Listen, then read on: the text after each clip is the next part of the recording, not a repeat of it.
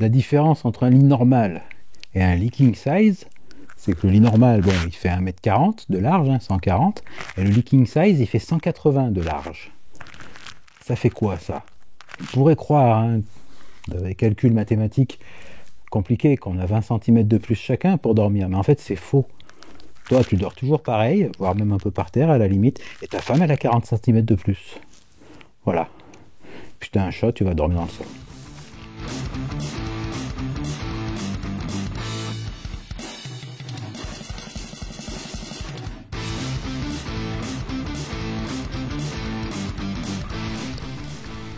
Et salut les boiseuses, oui parce que là je peux en mettre quand même une de chaque côté, et puis les boiseux. Aujourd'hui, comme vous voyez, on n'est pas du tout à l'endroit où je tourne habituellement, je suis pas du tout dans la position habituelle, et en plus de ça, la vidéo elle va pas du tout être comme d'habitude, puisque je vais commencer par vous montrer quelques images un petit peu, des ajustements, du montage des quincailleries, etc. Voilà, c'est parti. Bon. Au boulot. Alors ceux-là, ils n'ont pas vraiment de sens.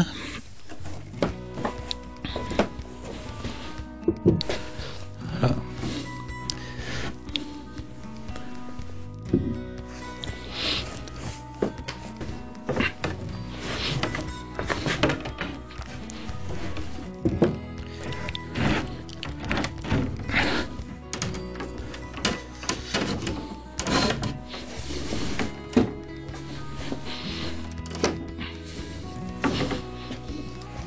Pas assez de place.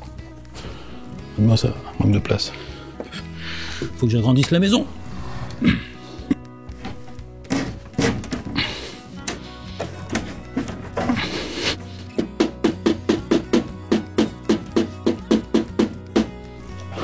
Pas mal.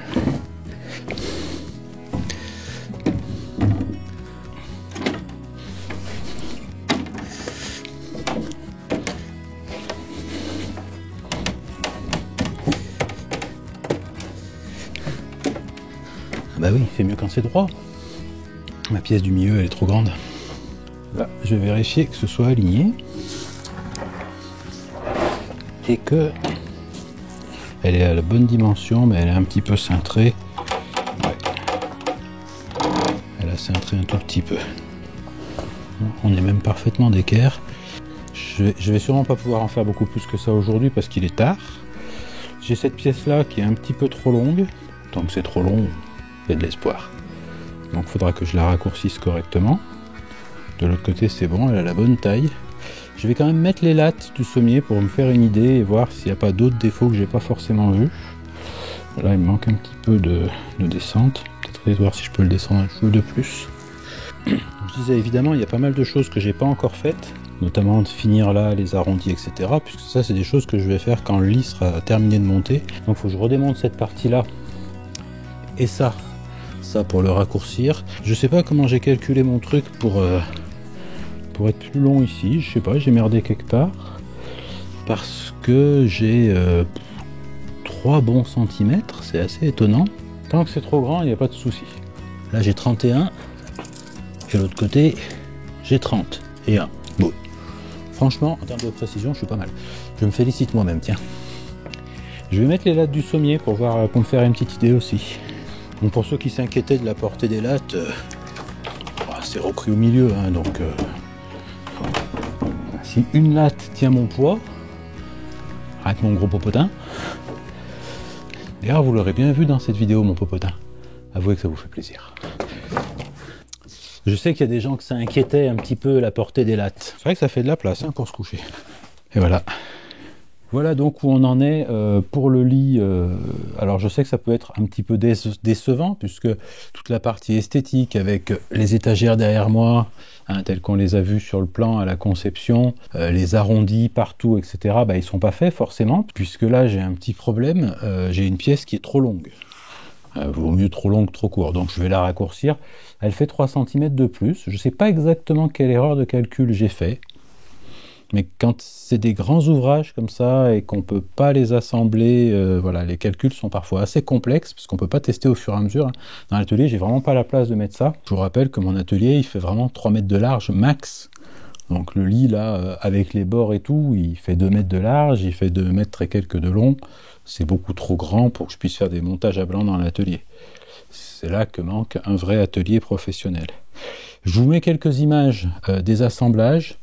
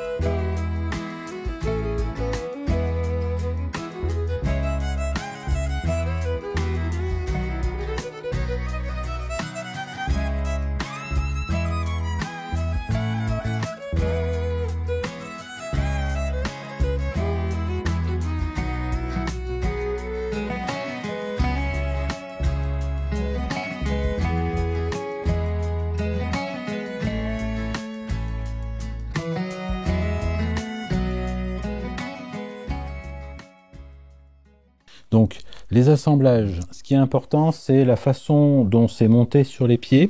Pareil, pour l'instant, les pieds, c'est juste des panneaux rectangulaires. J'ai pas coupé les pans coupés, justement, qui font qu'on ne voit pas le piétement depuis l'extérieur.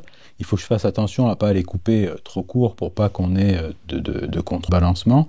Mais en quelque sorte, on peut considérer que l'assise du lit, c'est quelque part un triangle dont les sommets sont là. Hein, donc là, on a vraiment toute la largeur de la tête de lit pour les sommets. Et puis petit à petit, ça s'amenuise jusqu'au pied de lit. Ce qui est quelque part pas mal, puisque le pied de lit, c'est là qu'on a le moins de poids, forcément. Le poids, il doit être, je pense, le plus gros du poids, ça doit être à peu près par là où on met nos fesses. Et forcément, au pied de lit, là, on a un porte-à-faux. Mais alors j'avais une inquiétude, mais vu le bras de levier et vu le poids de l'ensemble des éléments du lit, finalement, je suis plus du tout inquiet. Je me disais, tiens, ça peut peut-être, quand on s'assoit là-bas au bout, peut-être ça peut basculer un petit peu. Et franchement, je pense pas. Si ça devait être le cas, j'ai une solution en rajoutant une pièce de bois là-dessus. De la même façon, hein, je vous en ai déjà parlé, mais au niveau des lattes, j'étais entre guillemets inquiet pour la portée des lattes, hein, puisque ça fait quand même des lattes qui portent sur sur 1m80, voilà. Et en réalité, elles sont reprises ici, donc ça divise la portée par deux. Vu la taille des lattes, il n'y a plus de problème. Parce que ce qu'il faut compter, c'est qu'une latte de sommier, quelque part, à l'instant T, elle peut avoir à supporter l'intégralité du poids d'une personne. Je vous donne un exemple très simple. Vous posez la main sur le lit pour aller border au bout. Souvent, vous appuyez que sur une latte, voire entre deux lattes. Voilà. Alors, on pourrait se poser la question de savoir pourquoi je ne mets pas tout simplement une planche de contreplaqué et je me prends la tête à faire des lattes, puisque elles n'ont aucune élasticité, hein, ça c'est clair. C'est le matelas qui va donner l'élasticité du couchage. Moi personnellement, j'aime les couchages très fermes. Les gens qui aiment les couchages plus souples vont mettre soit un sommier tapissier, soit des lattes souples, hein, comme sur un sommier à lattes. Ils vont peut-être acheter un sommier à lattes. Pourquoi je ne mets pas une planche? Tout simplement pour des raisons sanitaires, pour qu'il y ait une aération, une circulation de l'air au niveau du matelas. Ça, c'est très important. Je vous mets aussi des images des assemblages que j'ai faits et que je ne peux pas faire là tout de suite pour les raisons que je viens d'évoquer sur cette pièce-là qui est trop longue, sur les angles au pied du lit. Hein, il y a plusieurs choses qui rentrent en jeu.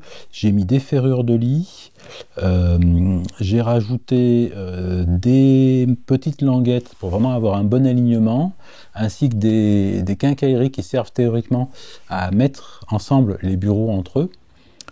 Vous savez, quand on a des open space, qu'on met des bureaux dans des salles de réunion, enfin ce genre de trucs là, donc ça sert à ça théoriquement. Moi je les utilise pour serrer mes pièces là-bas.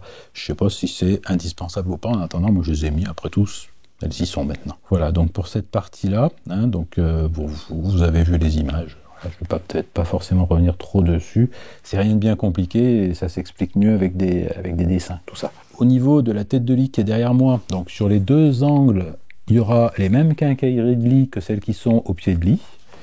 Et cette pièce-là, donc celle qui est trop longue et qui arrive au milieu là-bas, elle sera juste fixée avec deux inserts métalliques collés à l'époxy et deux boulons qui traversent la tête de lit par derrière, hein, des vis TRCC, parce que je trouve que c'est plus propre, ça fait moins boulon, quoi.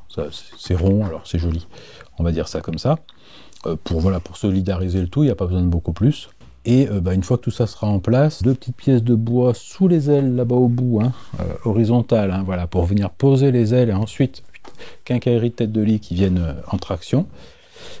Et puis on fera les découpes dans la tête de lit qui est derrière moi et il y aura une vidéo où il y aura la finition et je pense qu'on fera aussi une vidéo spécifique sur la pose des LED parce que c'est vraiment deux choses différentes, hein. La finition, vous allez voir que on va se faire un petit truc un peu sympa, la céruse, voilà.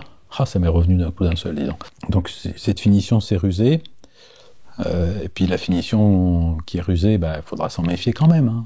Et puis voilà, donc ce sera pour la tête de lit, pour les parties visibles, et derrière moi, la partie LED aussi. Alors je sais que ça peut vous paraître prendre longtemps, mais ce qu'il faut bien compter, c'est que je ne fais ça donc que le week-end, parce que je rappelle que je ne suis pas du tout un professionnel, et en plus de ça, c'est un prototype quelque part. Moi, tous les meubles que je fais sont des prototypes. Voilà. Donc j'ai ça à reprendre. Vu l'heure, j'ai vraiment pas le temps de le faire maintenant, donc je le ferai plus tard. Ouais, non mais, attends, il réfléchit le mec. Voilà. Sur ce, si vous voulez bien vous barrer de là. Là, c'est ni la chambre, ni l'atelier, enfin, barrez-vous, quoi. Voilà.